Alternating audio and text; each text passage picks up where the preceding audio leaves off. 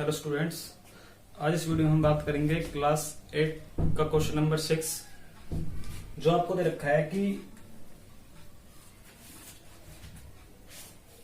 किसी समांतर चतुर्भुज के दो आसन्न कोणों का माप बराबर है। समांतर चतुर्भुज की सभी कोण का माप ज्ञात कीजिए। कोई एक समांतर चतुर्भुज है, उसके आसन्न कोणों के माप बराबर है। आपको क्या दे रखा है? एक समांतर चतुर्भुज। जैसे एक समांतर चतुर्भुज है A B C D,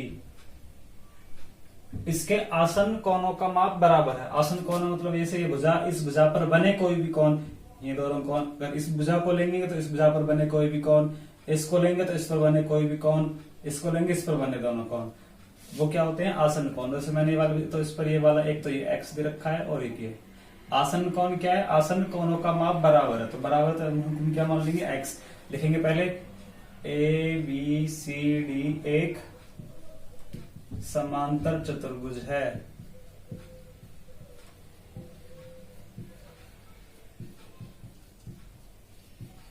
ABCD क्या है? एक समांतर चतुर्भुज। तो अब हमें क्या है?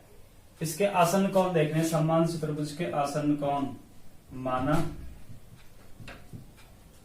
समांतर चतुर्भुज के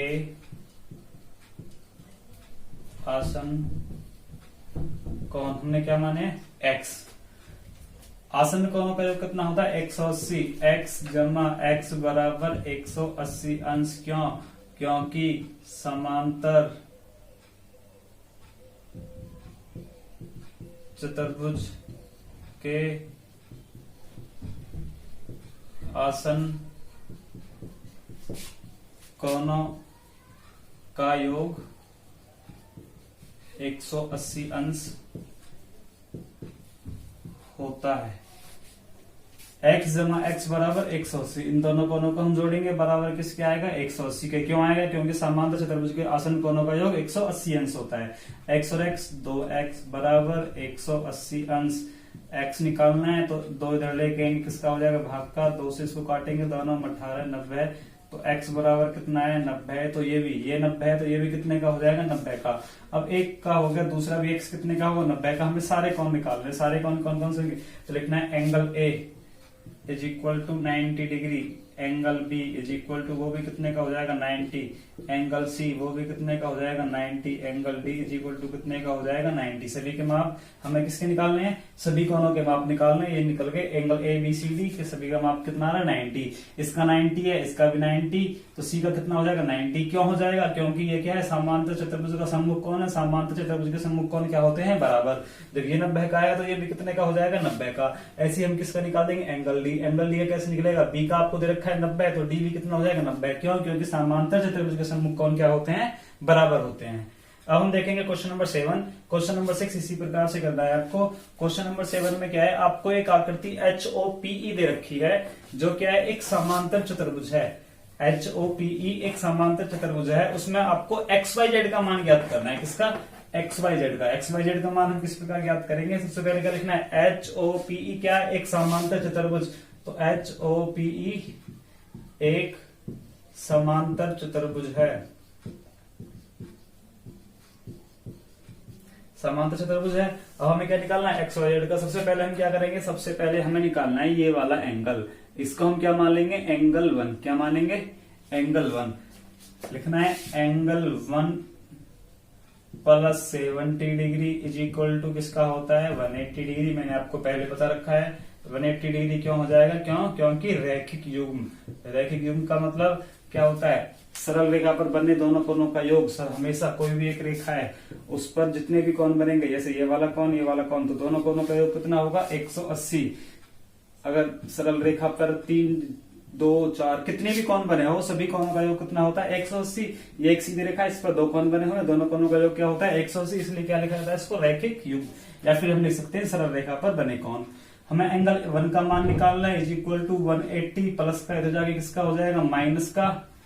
एंगल 1 इज इक्वल टू 180 में से 70 लेस करेंगे 110, 110 डिग्री। एंगल 1 एक का मान कितना हो गया? 110। तो एंगल x बराबर कितना हो जाएगा? 110। क्यों?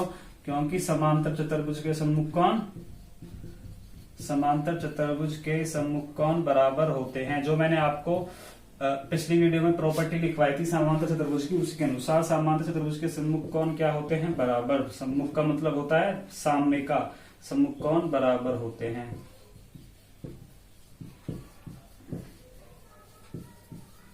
नेक्स्ट, x का मान निकल गया। अब आपको निकालना है y और z। y और z का मान कैसे निकालेंगे? आपको पता है HOPE क्या है? एक समांतर चतुर्भुज है। समांतर चतुर्भुज का समांतर चतुर्भुज के आसन्न कोणों का योग कितना होता है? 180। हमें ये वाली भुजा, इस पर बने कौन कौन कौन से? एक तो x वाला और एक कौन सा? ये वाला। इन दोनों कोणों का योग कितना हो जाएगा? 180। दोनों को हमें क्या करना है? प्लस करना है। प्लस करेंगे तो क्या हो जाएगा? x plus 40 degree plus z is equal to 180 degree. क्यों? क्योंकि समांतर चतुर्भुज के आसन्न कोण, ये क्या है? समांतर चतुर्भुज के आसन्न कोण है। आसन्न कोण फिर एक बार फिर बता रहा हूं क्या होता है। जैसे कि एक चतुर्भुज है, उसमें अगर हम कोई भी एक भुजा लेंगे तो उस वाली भुजा पर बने कोण, इस वाली भुजा पर कौन कौन से कोण देखते हैं? ये वाला कोण बनेगा और एक ये, तो ये क्या है? आसन्न कोण। यदि मैं ये वाली भुजा लूंगा तो इस वाली भुजा पर बने कौन कौन से? एक तो ये वाला कोण बनेगा और एक ये वाला, तो ये वाले क्या हो जाएंगे? आसन्न कोण। समांतर चतुर्भुज के आसन्न कोण है। आसन्न कोणों का योग कितना होता है? 180। हमें x, अब यहाँ क्या निकालना है? x का मान मैंने भी निकाला है, वो कितना है? 110 प्लस 40 डिग्री प्लस z आपको निकालना है कितना है? 180 इज इक्वल टू क्या दे रखा है? 180। हमें एंगल z का मान निकालना है, इज इक्वल टू ये कितना हो जाएगा? 100, तो ये जाएगा 150 plus angle z is equal to 180 degree. तो एंगल z 180 प्लस किसका हो जाएगा? माइनस का 150।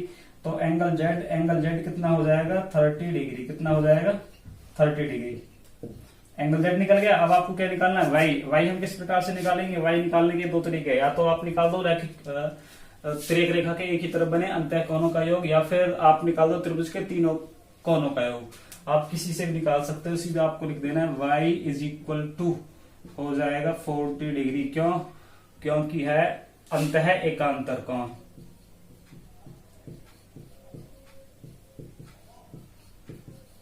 अंतः एकांतर कोण क्या होता है? मैंने आपको पिछली वीडियो में बताया, यदि दो सरल रेखाओं को किसी तीसरी रेखा द्वारा काटा जाता है तो तिर्यक रेखा के एक अंतर पर अंदर की तरफ बने कोण, ये अंदर वाले दो सरल रेखाओं के अंदर ये वाला कोण, जब ये वाला इधर है तो दूसरा क्या बनेगा? इसका अपोजिट। तो ये दोनों क्या होते हैं? अंतः एकांतर कोण। अंतः एकांतर कोण क्या होते हैं? हमेशा बराबर।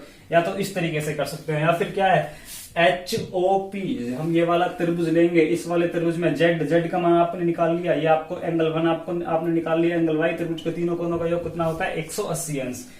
इस तरीके से y का मान आपका निकल के आ जाएगा। फिर इस तरीके से कर दो, y बराबर 40 डिग्री। क्यों? क्योंकि अंतः एकांतर कोण है। वैसे हम निकाल के देखेंगे त्रिभुज के तीनों अंतः कोणों का योग 180 अंश होता है। एक का मान 110 आया, z का मान कितना है? 30। 110 और 30 कितना हुआ? 110 और 30 कितना हुआ? 140। तो y का मान कितना आएगा? 180 में से 140 घटाएंगे 40 ही निकल के आएगा। y is equal to 40 degree. अब आपको क्या करना है? सीधे लिख देना angle x is equal to इतना, angle y is equal to इतना, angle z is equal to इतना। अब हम देखेंगे क्वेश्चन नंबर 8 का फर्स्ट पार्ट। GUNS आपको एक समांतर चतुर्भुज दे रखा है, उसमें आपको x और y का मान ज्ञात करना है। किसका? x और y का। x और y का मान ज्ञात कैसे करेंगे? पहले लिखेंगे GUNS क्या है? एक समांतर चतुर्भुज। लिखेंगे GUNS एक समांतर चतुर्भुज है। समांतर चतुर्भुज है तो इसके गुण क्या होते हैं? समांतर चतुर्भुज की सम्मुख भुजा क्या होती है? बराबर। ये वाली इसके सामने बराबर हो जाएगी। और सम्मुख कोण क्या होते हैं? बराबर। G बराबर किसको हो जाएगा? N के। समांतर चतुर्भुज के विकर्ण एक दूसरे को क्या करते हैं? समद्विभाजित, और क्या होते हैं? वो बराबर होते हैं। दूसरा, अब GUNS एक समांतर चतुर्भुज है, हमें क्या निकालना है? x और y का मान। पहले हम क्या लेंगे?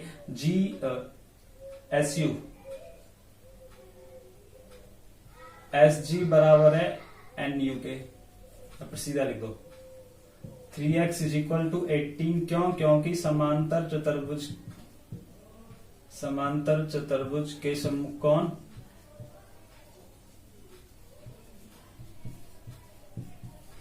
बराबर होते हैं। समांतर चतुर्भुज सम्मुख कोण बराबर होते हैं, तो हमने क्या कर दिया? बराबर। हमें x का मान निकालना है। 18 इधर किसका हो जाएगा? डिवाइड का 3 से इसको डिवाइड करेंगे 6। x इज इक्वल टू क्या आ गया? 6। अब हमें क्या निकालना है, y का मान निकालेंगे तो 3y minus 1 is equal to किसको हो जाएगा 26। क्यों? क्योंकि समांतर चतुर्भुज के सम्मुख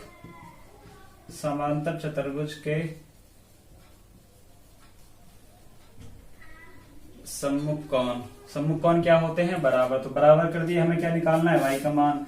तो 3y इज इक्वल टू 26, पहले y 1 है, इधर लेके जाएंगे, ये है किसका, माइनस का, किसका हो जाएगा, plus 3y is equal to कितना हो जाएगा 27, y इज इक्वल टू कितना हो जाएगा 27/3, 3 से इसको डिवाइड करेंगे 9, तो y बराबर कितना आएगा 9। तो लिखना है x बराबर 6 और y बराबर इज इक्वल टू 9। x और y का मान निकल गया। अब हम देखेंगे क्वेश्चन नंबर 8 का सेकंड वाला पार्ट। इसमें क्या दे रखा है, इसमें आपको RUNS एक समांतर चतुर्भुज है, उसमें भी x और y का मान निकालना है। सबसे पहले क्या लिखेंगे भाई, RUNS एक समांतर चतुर्भुज है, RUNS एक समांतर चतुर्भुज है, RUNS एक समांतर चतुर्भुज है। हमें x y का मान निकालना है, x y का मान निकालना है तो हम क्या करेंगे, हम रखेंगे y plus 7 is equal to 20। क्यों? क्योंकि समांतर चतुर्भुज के विकर्ण एक दूसरे को क्या करते हैं, समद्विभाजित। समद्विभाजित का मतलब है समान दो भागों में। मतलब यदि जो ये पूरा वाला विकर्ण है, इसमें से इसकी लंबाई कितनी है, यहां से लेकर जो OS है, इसकी लंबाई अगर 20 है तो OU की भी लंबाई कितनी होगी, 20 सेंटीमीटर। तो y जमा 7 बराबर 20। क्यों? क्योंकि समांतर चतुर्भुज के विकर्ण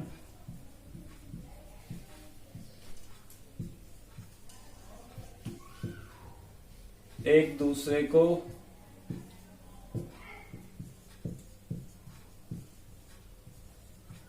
समद्विभाजित करते हैं,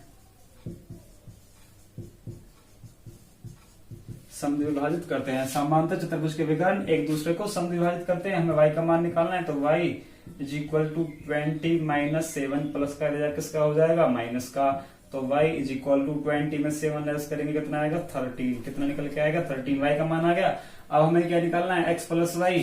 तो इधर लिखेंगे x plus y is equal to क्या है, 16। क्यों? क्योंकि समांतर चतुर्भुज के विकर्ण एक दूसरे को समद्विभाजित करते हैं, या फिर समांतर चतुर्भुज के विकर्ण बराबर होते हैं। अब हमें क्या निकालना है, x का मान निकालना है। तो x प्लस y का मान हमने अभी निकाला 13 आया, इज इक्वल टू कितना हो जाएगा 16। x इज इक्वल टू 16 इधर लेके जाएंगे, वो क्या हो जाएगा माइनस का। तो x इज इक्वल टू क्या हो जाएगा, 16 में से 13 लेस करेंगे कितना निकल के आएगा, 3। तो x कितना निकल के आया है, लिखना है x इज इक्वल टू 3 और y इज इक्वल टू 13। इस तरीके से आपके क्वेश्चन 8 कंप्लीट हो गया है। आपको क्वेश्चन नंबर 6, 7 और 8 अच्छे तरीके से आपको सॉल्व करने हैं।